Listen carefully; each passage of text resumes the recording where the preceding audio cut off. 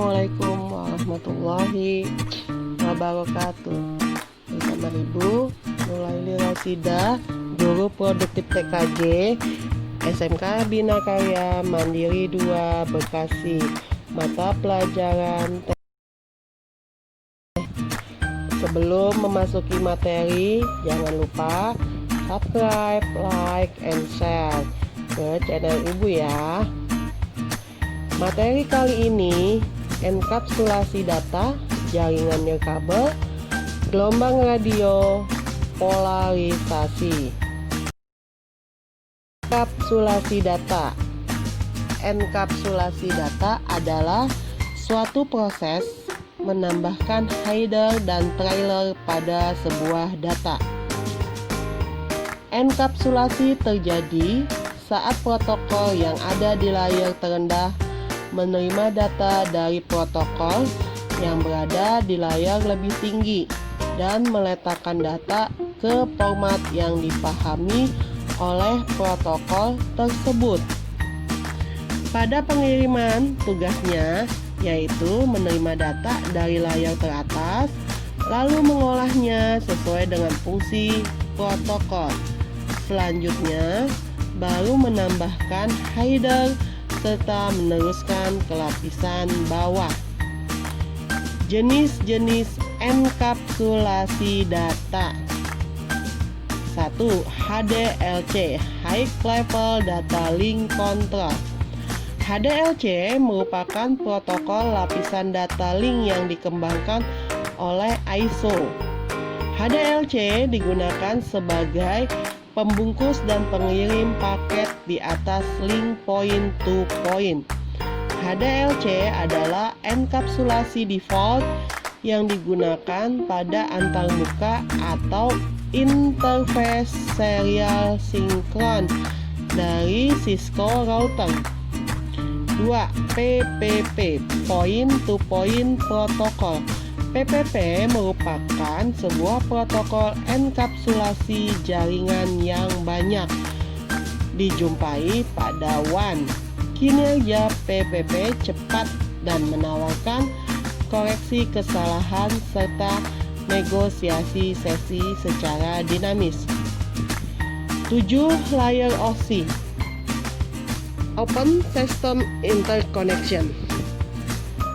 Physical Data Link, Network, Transport, Session, Presentation, Aplikasi. Selanjutnya, aplikasi berfungsi menyediakan servis bagi berbagai aplikasi network. Contoh protokolnya NNTP, Telnet, SNMP. Presentation berfungsi mengatur konversi dan translasi berbagai format data seperti kompresi data dan enkripsi data. Contoh protokolnya ASCII, MIDI, ASCII 7. Selanjutnya, session berfungsi mengatur sesi yang meliputi establishing atau memulai sesi, maintaining, mempertahankan sesi, dan terminating, mengakhiri sesi antar entitas yang dimiliki oleh presentation layer. Transport berfungsi menyediakan end-to-end communication protocol. Layer ini bertanggung jawab terhadap keselamatan data dan segmentasi data, seperti mengatur flow control, kendali aliran data, error detection dan correction, data spacing urutan data, dan size of the packet, ukuran paket. Contoh protokolnya TCP. Selanjutnya, network berfungsi menentukan rute yang dilalui oleh data. Layer ini menyediakan logical addressing dan path determination, penentu rute tujuan. Selanjutnya, data link berfungsi menentukan pengalamatan fisik, pendeteksi error, kendali aliran frame, dan topologi network. Fisika berfungsi menentukan masalah kelistrikan atau gelombang atau medan dan berbagai prosedur fungsi yang berkaitan dengan link fisik seperti besar tegangan, arus listrik, panjang maksimal media transmisi, pergantian fasa, jenis kabel dan konektor.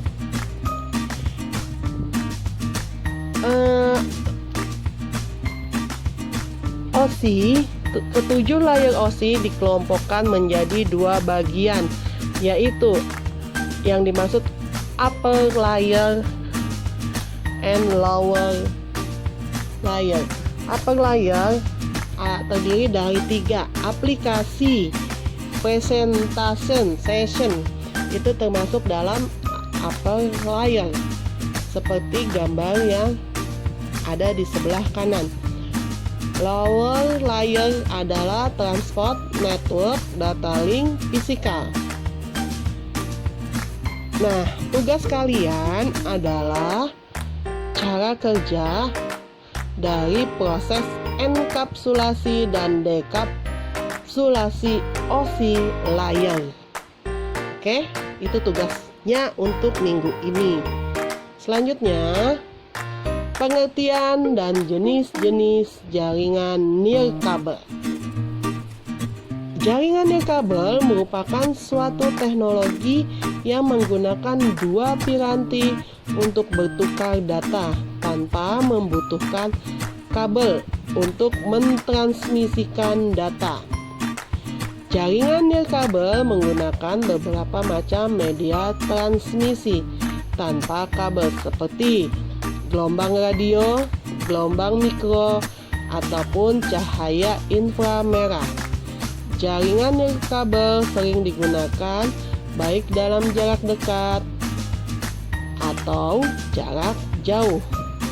Jenis-jenis jaringan nirkabel: WPAN (Wireless Personal Area Network), WLAN (Wireless Local Area Network), WWAN (Wireless Wide Area Network), WMAN (Wireless Metropolitan Area Network). Wireless Personal Area Network.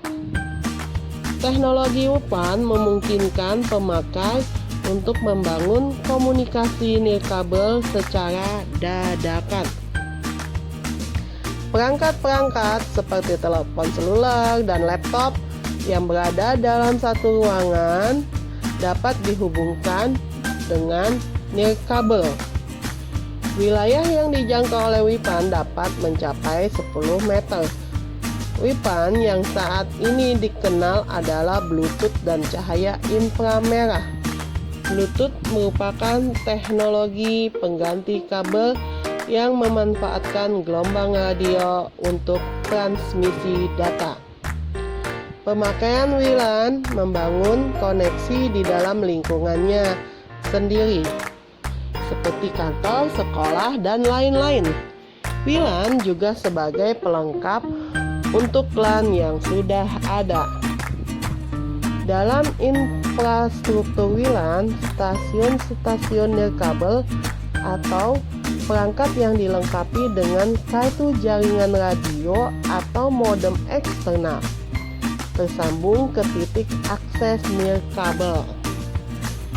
Titik-titik akses nirkabel itu berfungsi sebagai jembatan antara stasiun dan tulang punggung jaringan network yang ada.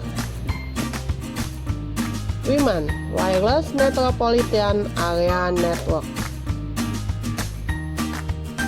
WMAN memungkinkan para pemakai membangun koneksi nirkabel di antara sejumlah lokasi dalam suatu daerah metropolitan. Keunggulan teknologi WMAN tidak perlu untuk pengkabelan. Untuk mentransfer data, WMAN dapat memakai gelombang radio atau cahaya inframerah. Macam-macam teknologi WIMAN adalah MMDS Multi-Channel Multi-Point Distribution Service dan LMDS Local Multi-Point Distribution Service. Wireless Wide Area Network. Teknologi WIMAN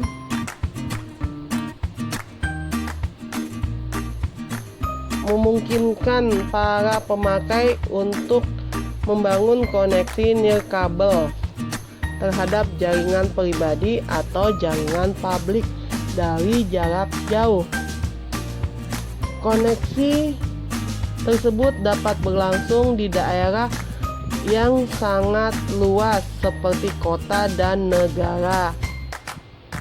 Penyedia layanan nirkabel memanfaatkan sejumlah antena yang ditempatkan di beberapa tempat serta memakai pula sistem satelit. Teknologi WIMAN yang diterapkan di Indonesia adalah sistem generasi kedua. Dipakai pada GSM Global System for Mobile Communication CDMA Code Division Multiple Access. Namun teknologi ini ternyata memiliki kelemahan seperti keterbatasan jelajah roaming dan ketidakcocokan antara yang satu dengan lainnya. Perkembangan selanjutnya mengarah pada generasi ketiga, organisasi yang mengembangkan standar global untuk teknologi 3G. Dan sekarang pengembangannya sudah mencapai jaringan 4G dan selanjutnya akan 5G. Gelombang radio. Gelombang radio adalah bagian dari gelombang elektromagnetik yang mempunyai frekuensi paling rendah. Frekuensi adalah jumlah getaran gelombang setiap detik. Frekuensi sinyal radio berkisar 1 Hz sampai 100 miliar Hz. Ada dua macam pengiriman sinyal program radio pada pendengar, yaitu amplitudo modulasi atau AM dan frekuensi modulasi atau FM. Pada AM, jumlah getaran tetap, tetapi amplitudo gelombang berubah seiring dengan suara sumber. Pada siaran FM, yang berubah adalah getarannya, amplitudonya tetap. Kelebihan dan kekurangan transmisi gelombang radio. Kelebihan transmisi gelombang radio dapat mengirimkan isyarat dengan posisi sembarang dan tidak harus lurus dan dimungkinkan dalam keadaan bergerak. Memiliki daerah kerja yang cukup luas. Biaya pemasangan secara general cukup murah. Kekurangan transmisi gelombang radio. Kualitas dan performansi yang kurang maksimal, sering mengalami gangguan sinyal. Macam-macam antena. Antena grid, antena omnidirectional, antena Yagi, antena sektoral. Antena grid. Antena grid adalah antena satu arah dan cocok digunakan untuk klien ataupun jaringan point to point. Antena ini berfungsi menangkap dan memperkuat sinyal jaringan tersebut. Pancaran antena ini lebih fokus pada titik tertentu sesuai pemasangannya. Komponen penyusun antena grid. A. Reflektor, bagian belakang antena, pemantul sinyal dengan panjang fisik lebih panjang dari driven. Panjang biasanya adalah 0,55. B. Pole.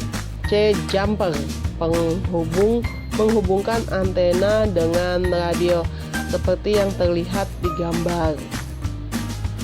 Antena grid ada dua macam, yaitu dengan frekuensi 5,8 GHz dan 2,4 GHz.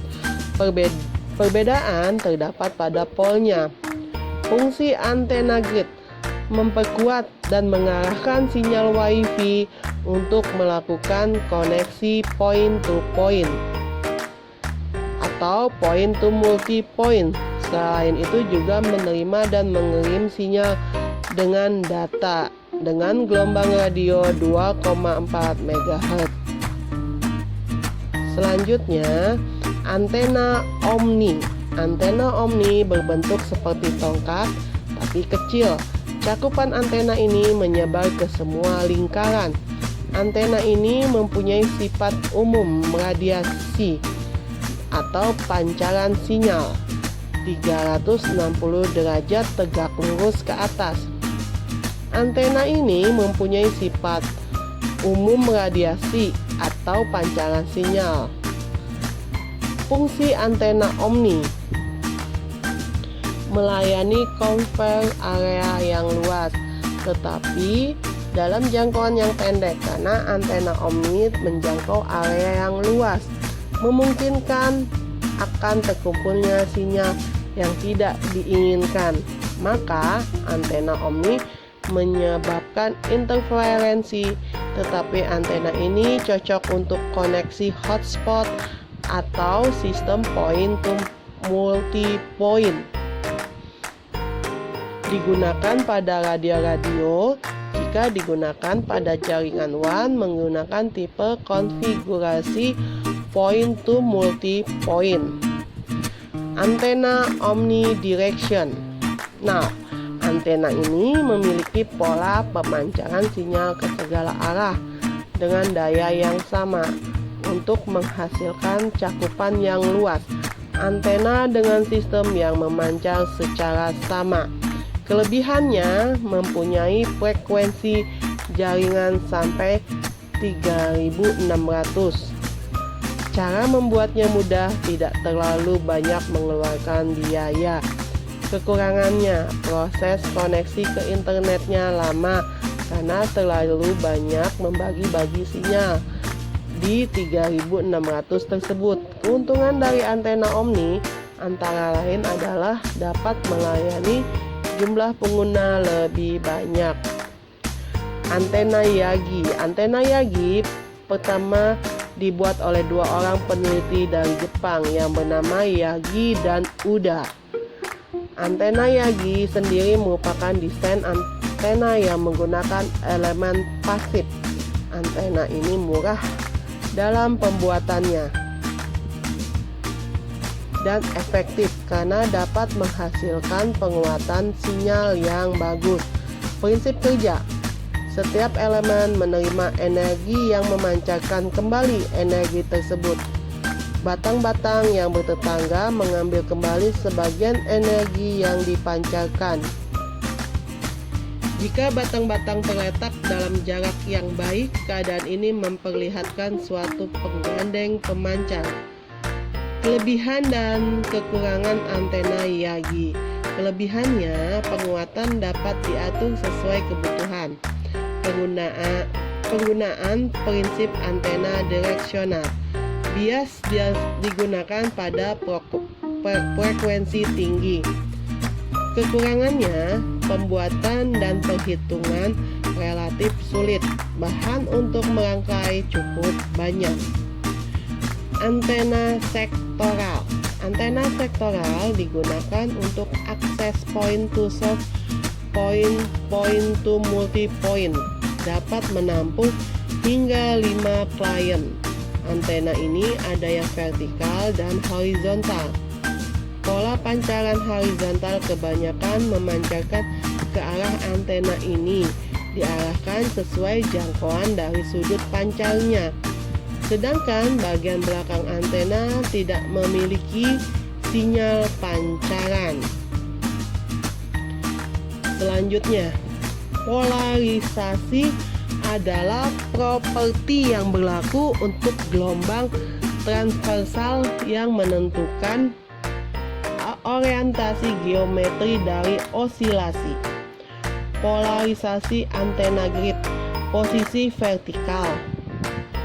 Polarisasi menyebarkan sinyal atau gelombang dipancarkan lebih rapat dan sempit dengan jangkauan yang lebih jauh. Kelebihan, jangkauan jauh. Kekurangan, beam sangat kecil sehingga saat pointing harus pas. Posisi horizontal. Polarisasi menyebarkan penyebaran sinyal atau gelombang dipancarkan lebih lebar dengan jangkauan yang lebih pendek. Polarisasi antena omni.